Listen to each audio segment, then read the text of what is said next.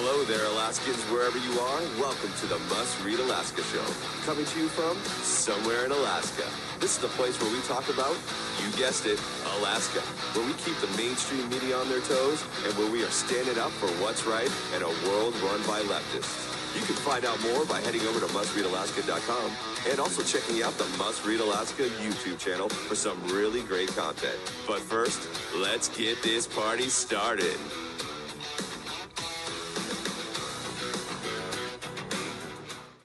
Hello, everyone. Welcome aboard. This is the Must Read Alaska Show, the Friday edition.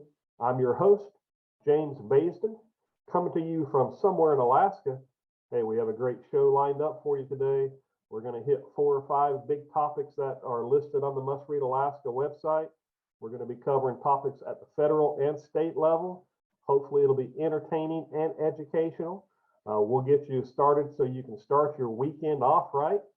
Look, if you haven't been to the Must Read Alaska website recently, that's where you can go and get the best content that we have available.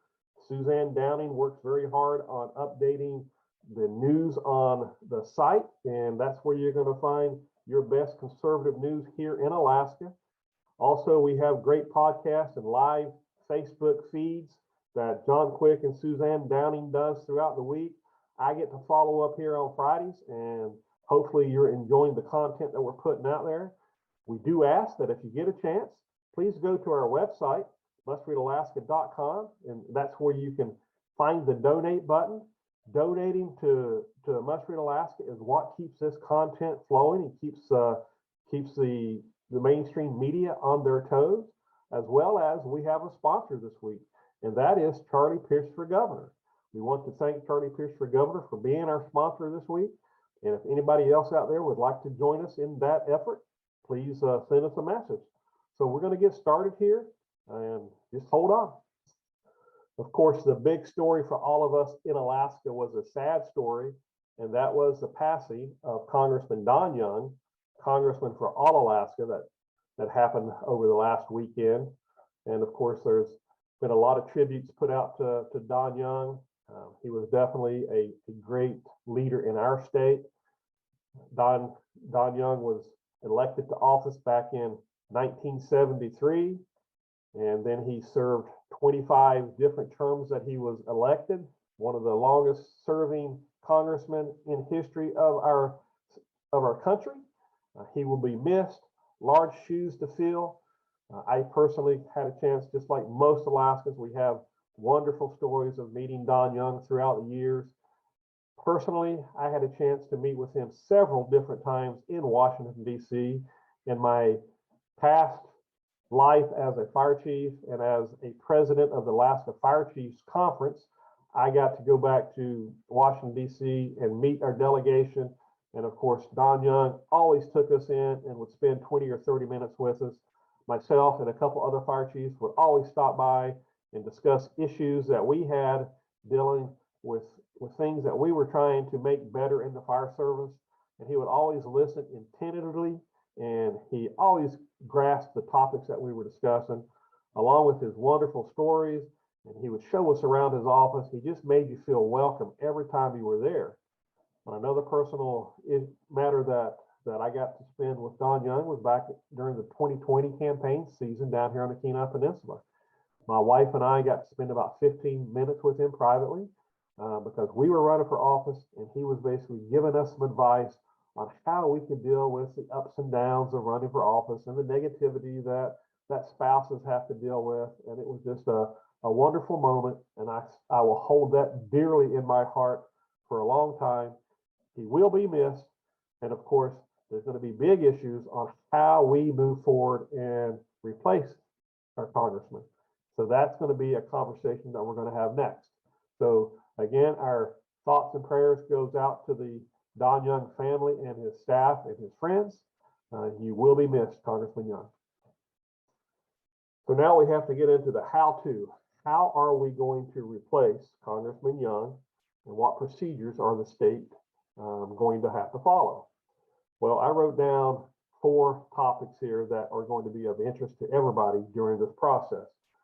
And it is special elections, ranked choice voting, mail-in ballots, unlimited contributions, oh my, isn't this going to be a crazy 3 or 6 months on what we have to do when it comes to replacing our congressman?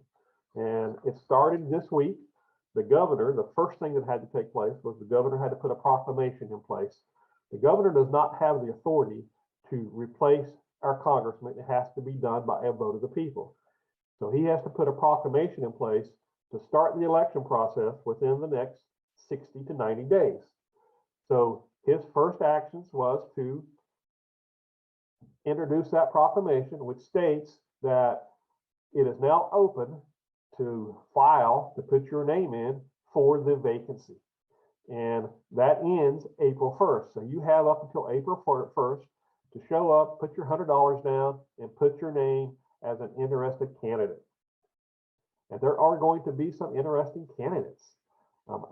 Just recently, of course, Nick Begich is the name that's been out there probably the most. We have Josh Revak, who is a state senator out of Anchorage. Both of those individuals worked for Don Young, and now he has put his name out there. His issue will be, as a state senator, he cannot actively campaign until the session ends. And then you've also got the name of Sarah Palin, our previous governor. People are saying that she may put her name in there, and that there's going to be a bunch of others, and we'll cover all those other names once it closes 1st of April. But it's going to be an interesting time because all those names as of April 1st will then go into a special primary election on June 11th. And that election typically would be called a jungle primary because every name will be listed and you will pick one of those names to go forward. And that one name that you pick will then become narrowed down to the top 4. And I'm looking at my notes as we go because this is where it starts to get confusing. So on August 16th, there will be a special election concurrently with the regular Alaska primary. So you voted on in June, you narrowed it down to 4 candidates, and that's just for the temporary replacement of Congressman Young. So that will be to finish out his term as we move forward with the normal election. So you're going to have those 4 candidates that you're going to use the ranked choice voting to get through. And at the same time, you're going to have another list of maybe 8 or 10 candidates that you're going to pick one that you're going to go forward to November into the general election to permanently replace our congressperson. It's going to be very confusing. And oh, by the way, in June, it's going to be a mail-in ballot voting only. There are going to be a few exceptions. It looks like that you're going to be able to go to and vote in person, but it looks like it's going to be almost 100% mail-in balloting, which of course a lot of us have an issue with because it's not that you're asking for the ballot. They're going to send the ballot out, and what voting rolls are they going to use to establish that, and how many ballots are going to go out there that could end up in places they shouldn't. Now, it does look like they're going to have to bring it back down to where when you vote by mail, you're going to also have to have someone verify that, sign your ballot as well as you sign the ballot. They're going to give you a postage return envelope, so it's going to already have the postage on it so you can send it back. But, you know, most of us, we hate the thought of having a mail-in ballot only election because it can lead to people getting ballots that shouldn't get them and the misuse of that. So a lot to talk about there. And as I look through my notes, I just want to make sure that I'm not missing anything to fill the seat. So again, so very, very interesting process. So this year, we're going to vote in June for our temporary congressperson. And then in August, we're going to have 2 elections at the same time to identify the top 4 we're going to be voting for the temporary Congress position, and we're going to be moving to November where we're going to make it permanent. Stand by. If I messed up on anything, I apologize, but those are the notes that I have here that I took from watching the press conference and looking at the other things that are going on the news. And this is going to be very interesting because I don't think a lot of us saw this coming this quick. The state definitely isn't prepared to hold this election this quickly, and that's why I'm sure they have chosen mail-in balloting, because it is probably the quickest way for them to get things in line. Whether it's correctly to do that right now, I don't think they have a choice. Hopefully, by the time we get past June, our voting system will go back to normal, to where you will have to ask for a ballot if you're going to be absent, and everything else will be back to normal in our normal voting precincts. I hope that's what happens. I'm not sure. I don't know if anybody knows yet how that's going to take place. It's going to be interesting, and if you're into politics, this state is going to be heavily followed. And think about it. Again, some of the things that I talked about is unlimited contributions. So right now, as it stands, the money is going to flow, and I don't see the legislature in Juneau stopping that. I do know that there's a bill moving forward that was sponsored by Representative Calvin Schrage out of Anchorage, and that was to put limits of $2,000 on individuals. And I don't think this is going to happen, because all you have to do is follow the money. Money is important when it comes to elections.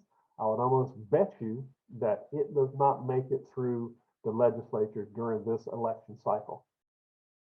So that's what we know about the special election and how it's going to move forward. It's going to be fun.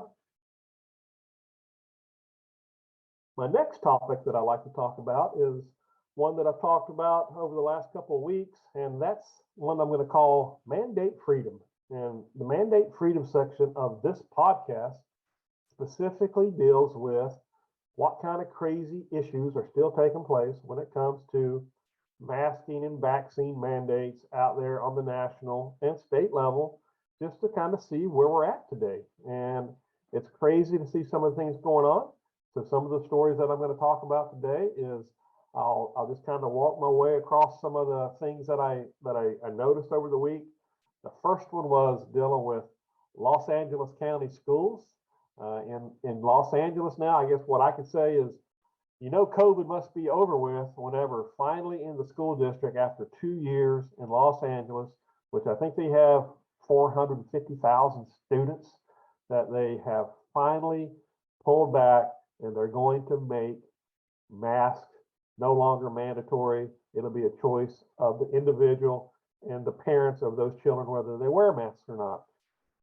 Getting reading to some of the story and some of the things that of course took place here. And again, you remember the whole thing was follow the science. But to get rid of the mask, that's not about following the science. It's about getting the approval of the school district's union. So they had to go to a vote with the union to remove the mask. Fortunately, at this point in time, 2 years, a lot later than it should have been, 85%, it looks like 85% of the teachers voted to get rid of the mask as a mandate in the classroom, except for the smallest and youngest children, age 5 and under, because a vaccine hasn't been approved yet.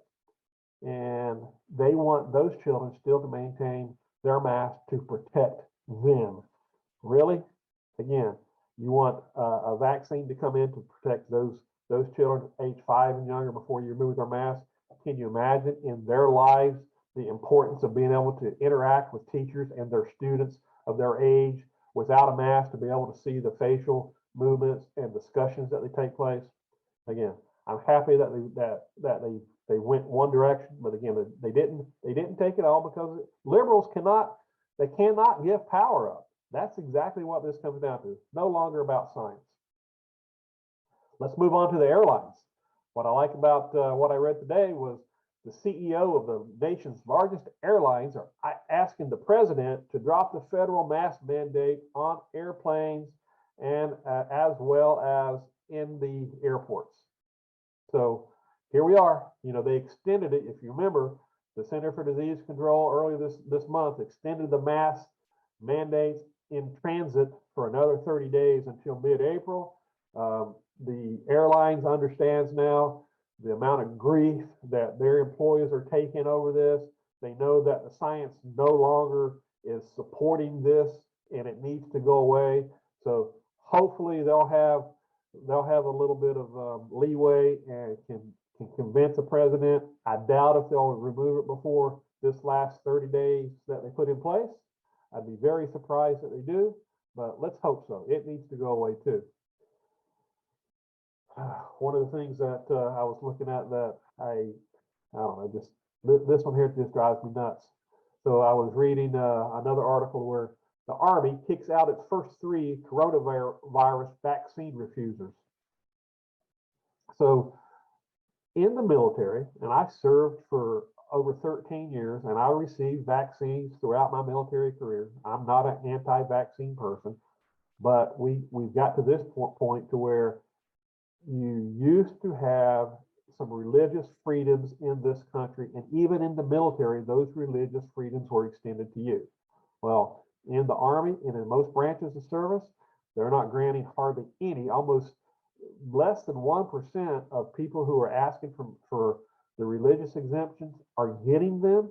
So a lot of the members are going to be kicked out. And again, here we are, young 20, 30-year-old members of our armed services dedicating their life to protecting us. We can't go a little bit out of our way to give them this religious freedom that they're asking for when it comes to this vaccine. They're not putting anybody in danger. They're not putting our military in danger. We know that now. We know now that when you receive the vaccine, you can still get COVID and you can still transmit it. So it's not what it was 2 years ago, and the belief and the science that we had then has changed. So how about giving our military a little difference and allowing them to continue their careers to protect us, and let them have some of these waivers. Don't be so strict on them. COVID test for Canada, as the Must Read Alaska website puts out there, that COVID test requirements lift April 1st, but random mandatory tests will replace it, and vaccines are still required. So here we are again, going back and forth between the border of the United States and Canada, and we still have vaccine requirements in place. Needs to go away, should go away sooner than later. It makes it difficult for us to do commerce, and of course that was one of the big issues with the truckers and why they had their freedom rally on the vaccine mandates. And then let's move to some hypocrisy here. New York, the mayor of New York, here is what he has with his vaccine mandate taking place. And a lot of you may not know this, but inside of New York City, they have a mandate that all employees have to be vaccinated. Well, Mayor Adams basically is going to excuse athletes and performers from the vaccine mandate. Isn't that wonderful? So if you're very rich, you're a millionaire, you're into sports, you're into performance, you're one of those people, you don't have to get the vaccine. As of this week, he has dropped that. But if you're a firefighter, you're a police officer, you're a nurse, you work in the state, just go into an office, sorry for you, sirs. You're going to have to continue to get your vaccine because I say so. Can you believe that a mayor has that much power? That is what scares me the most. The liberal side of this, who again loves power, never wants to give it back. It's not about the science, it's about controlling people. New York City, they deserve to fail because of people like that. And that is what I call my mandate freedom and the craziness that is still going on 2 years into this. I have a nice article dealing with the Second Amendment. I typically like to finish off if I can find something, sometimes good, sometimes bad when it comes to the Second Amendment. And I found a great article for this week that took place in South Dakota, specifically dealing with concealed carry permits. As part of the Open for Business package, South Dakota Republican Governor Kristi Noem on Tuesday signed a bill that zeroes out fees for concealed carry permits in the state. It looks like it was very popular. Most of the lawmakers, specifically in the Senate, they passed it at 34-1, and in the House 61-8. So it drops all the fees for the state's carry permits down to zero. And I think they had 3 different levels of permits.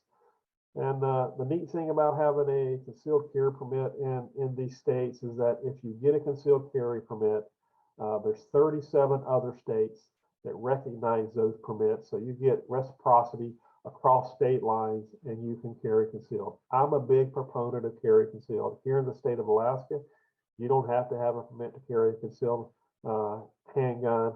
I think most states, whenever they adopt these type of laws, they typically see crime decrease, not increase. And by the way, it is in the Second Amendment. It protects us. We are allowed to protect ourselves and our families, and we should not have to ask the government for their permission. So way to go, South Dakota. Support you wholeheartedly. As we come to an end today, I want to thank everyone for joining the Must Read Alaska show. It's been a fun show. Again, I want to thank our sponsor, Charlie Pierce for Governor. If you haven't recently, please join us at mustreadalaska.com. Donate if you can. That's how we keep the mainstream media on their toes. Have a great weekend, and God willing, I'll be back with you again next week. Have a great weekend.